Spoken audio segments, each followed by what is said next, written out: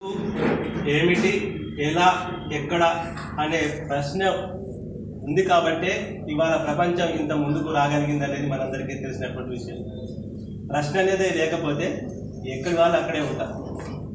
మరి ఇవాళ కవిత్వం గురించి మనం మాట్లాడుకుంటే ఎక్కడైతే సమాజంలో అసమానతలు ఉంటాయో, దోపిడీ ఉంటుందో, దౌర్జన్యం ఉంటుందో, పీడన ఉంటుందో అటువంటి సమాజంలో తప్పకుండా ప్రశ్న అనేది ఉద్భవిస్తుంది. ప్రశ్న అనేది లేకపోతే మనం జీరో అయిపోతాం. అట్లా ఈ ఆకాశం అంతా పావురం ఉన్నటువంటి బసవన్న తన చూపును ఈ దోపిడీ, దౌర్జన్య, పీడన వైపు చూపించి ఇవాళ ఈ ప్రశ్నలు మింగే కాలం అనేటువంటి కవితా సంకలనాన్ని తీసుకురావడం జరిగింది. మనం ఈ కవితా సంకలనాన్ని కవితను చదివినట్లయితే బసవన్న ఎవరి పక్షాన నిలిచిండు అంటే పీడిత పక్షాన నిలిచిండు అనేది మనకు స్పష్టంగా అర్థమవుతుంది.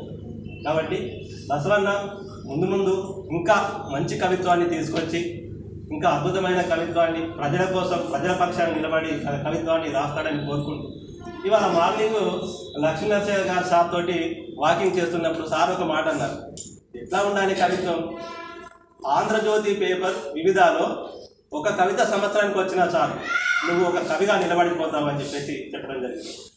అట్లాంటి పత్రికలలో కూడా కవిత్వం రావడానికి మనందరం ఇక్కడ ఉన్న కొత్తగా కవిత్వం రాస్తున్నటువంటి వాళ్ళు ఇప్పుడిప్పుడే అభివృద్ధి చెందుతున్నటువంటి వాళ్ళందరూ కూడా ఇట్లాంటి కవిత్వం రాయడానికి బాగా అధ్యయనం చేస్తూ ఇంకా ముందుకు వెళ్లాల్సిందిగా కోరుకుంటూ ఈ ప్రశ్న మింగిన కాలం బసవన్నకు ఒక మంచి పేరు తీసుకొస్తుందని చెప్పేసి ఇలాంటి మంచి కవిత్వాన్ని తీసుకొచ్చినందుకు అభినందనలు తెలియజేస్తూ ముగిస్తున్నాను. Thank you.